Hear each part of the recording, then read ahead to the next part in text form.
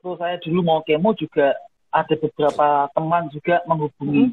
Jangan kemo, jangan kemo. Pasti cerita dan kesaksiannya pasti dulu ini di kemo tidak kuat meninggal. Pasti seperti itu. Nah, obat ini bukan obat murah yang gampang didapat di toko sebelah kan. Jadi kadang saya tutup dulu diem, biasanya saya telan lagi muntahan itu gitu loh. Itu salah satu perjuangan saya juga.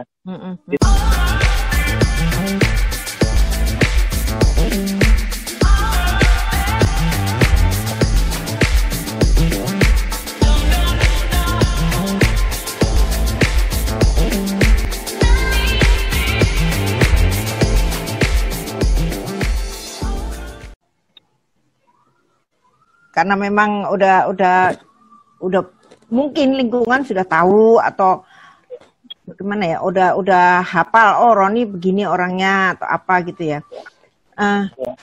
Kalau ini Ron, mungkin Roni punya apa namanya harapan atau punya pesan gitu buat ostomate yang lain gitu supaya mereka itu punya motivasi untuk sehat. Katakanlah banyak ostomate yang rata-rata setelah operasi mereka tidak mau di kemo. Jadi walaupun sudah dinyatakan dokter ini harus kemo ya Pak, ini kemo ya Bu, tapi mereka rata-rata tidak mau. Kebanyakan tidak mau. Sekarang harapan Roni atau pesan Roni terhadap ostomate baru yang harus menjalani kemo. Karena gini, orang itu mandang kemo itu sesuatu yang menakutkan. Bener nggak? Pasti awal-awal, nanti aku begini, aku nanti begitu. Perhitungan mereka, kalau aku di kemo nanti aku mati.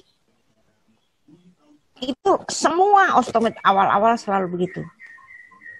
Nah sekarang kalau menurut Roni, seperti apa ostomate yang baru yang harus menjalani kemoterapi? Itu pesan Roni gimana? Ya, sama Bu. Waktu saya dulu mau kemo juga ada beberapa teman juga menghubungi. Jangan kemo, jangan kemo. Pasti cerita dan kesaksiannya pasti dulu ini di kemo tidak kuat meninggal. Pasti seperti itu. Nah, tapi istilahnya kan kalau dokter bilang harus di kemo, ya bisa saya ngikut kemo aja gitu. Karena kan tidak semua bisa sembuh dengan, mungkin ada orang bilang aku tak coba alternatif dulu, ada yang gitu sih Bu ya. Iya. Tidak semua bisa sembuh seperti itu. Ada yang tidak sembuh, telat, baru kemo. Nah, akhirnya kan penyakitnya sudah terlanjur menyebar. Nah, saya sih memutuskan perundingan dengan keluarga sesuai dengan jalur medis gitu, ngikutin ke dokter. Nah, udah saya terus kemo. Nah, memang juga banyak yang dibilang nanti kemo itu badannya lemes, rambut rontok, gosong tangan dan kaki dan sebagainya.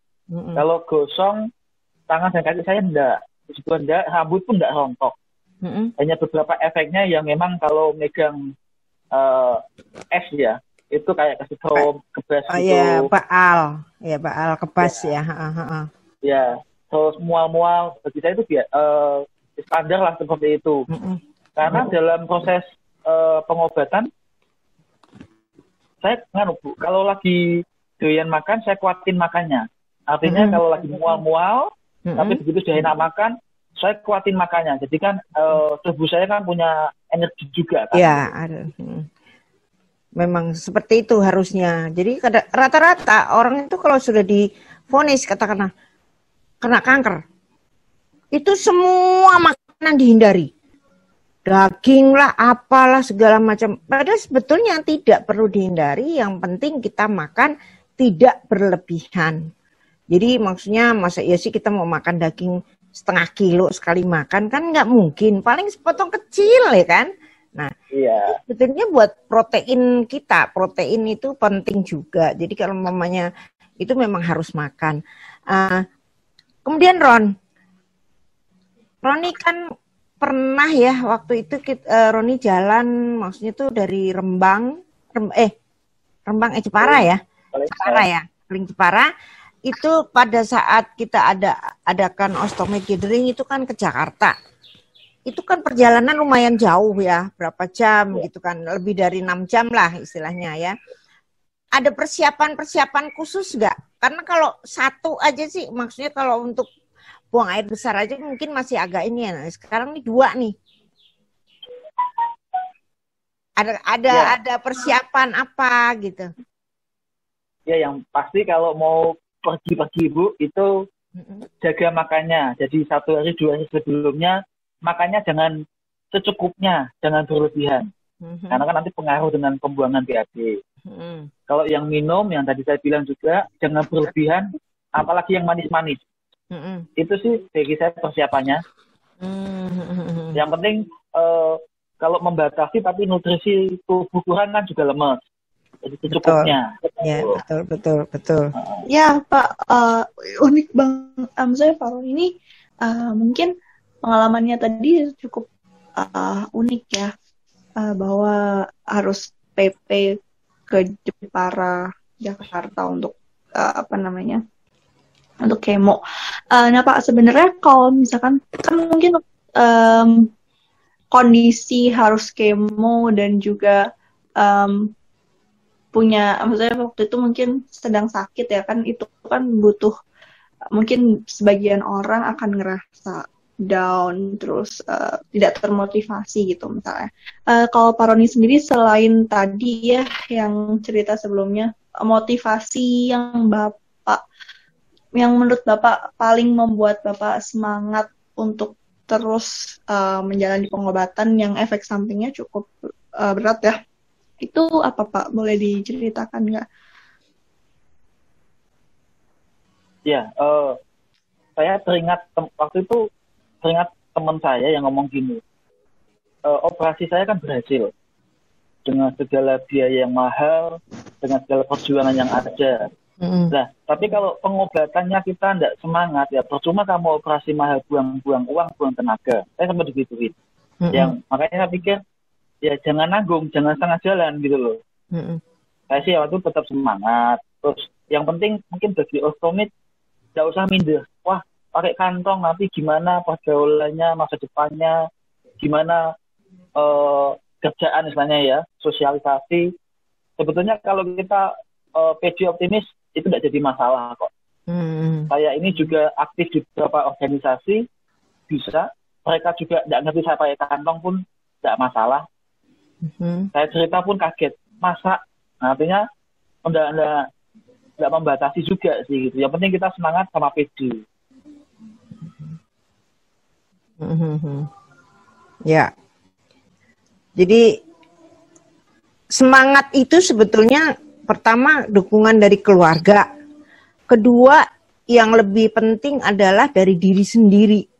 Kalau diri sendiri tidak ada semangat, pengobatan kayak apapun tidak akan manjur lah istilahnya gitu, karena kita sendiri yang terima kan pengobatan itu. Jadi mau nggak mau harus kita sendiri yang membuat kita bersemangat gitu.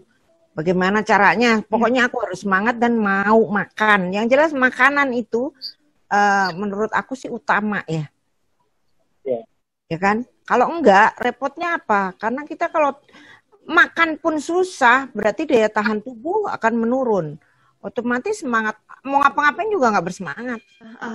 Sebenarnya proses adaptasi dari menjadi osteomet itu, Bapak butuh, misalkan proses adaptasi itu butuh berapa lama, terus kira-kira pada awal-awal menjadi osteomet itu kendala yang paling sering Bapak alami itu apa Pak? Terus gimana cara mengatasi kendala tersebut? Iya, saya cerita dulu Bu ya, ngomong inget ya. Tadi dalam pengobatan tadi itu, yang kedua, mual-mual. Karena mual, tapi kan harus minum obat Seroda gitu ya. Kalau tidak salah, 3 atau 4 gitu. Nah, karena mual tapi harus minum obat, saya pernah itu mutah. Tapi keinget kan Bu, obat ini bukan obat murah yang gampang didapat di toko sebelah kan. Jadi kadang saya tutup dulu, diem, biasanya saya harus telan lagi muntahan itu gitu loh. Itu salah satu perjuangan saya juga, gitu, yang obat ini tidak gampang didapatkan, mahal sekali.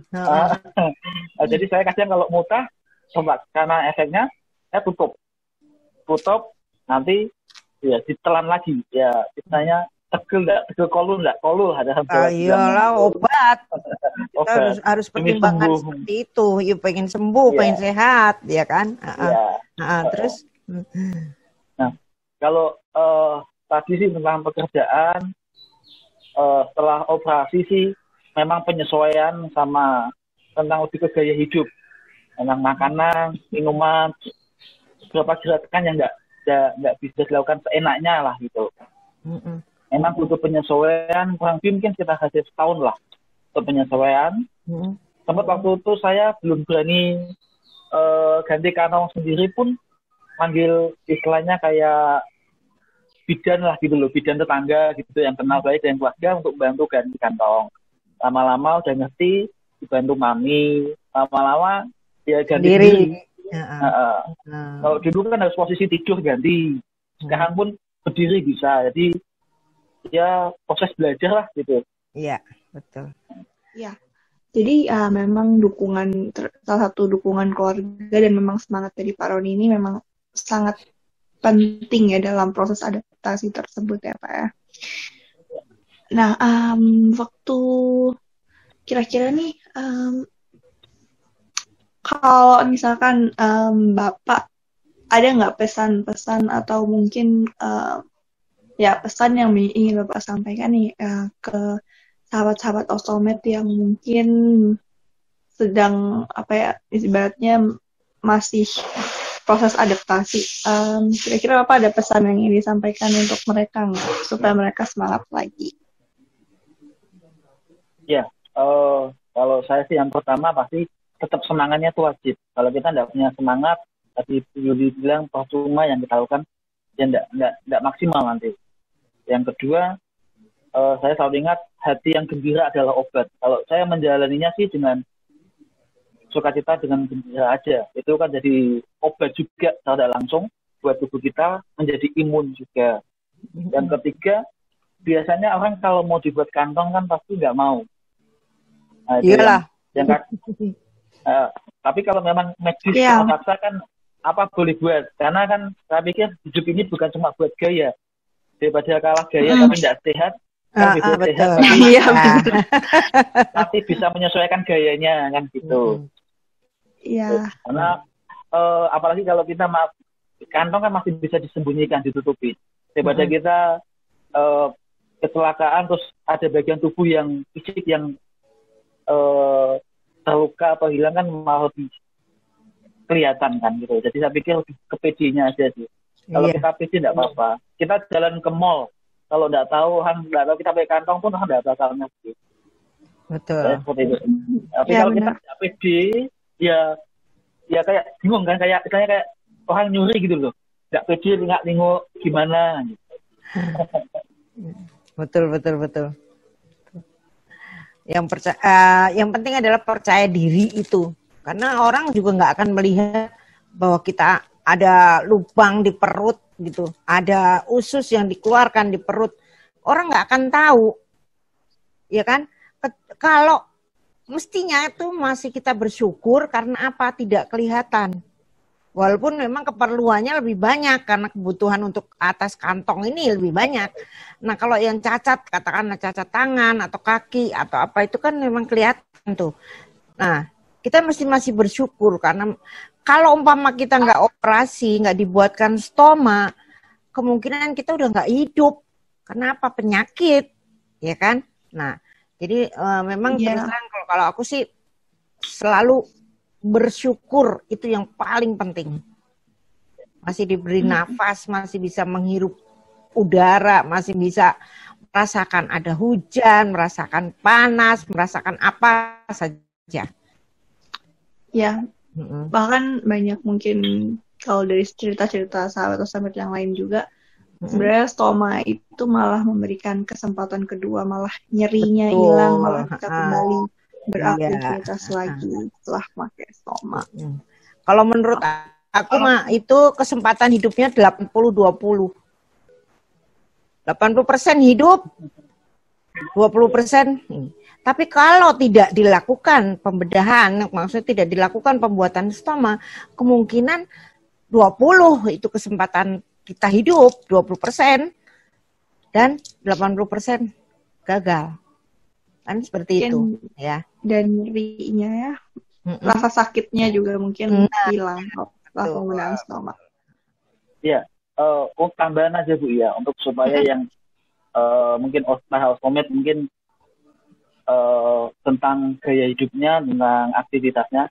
Dulu saya sebelum sakit itu aktivitasnya bekerja dan mungkin aktif di gereja.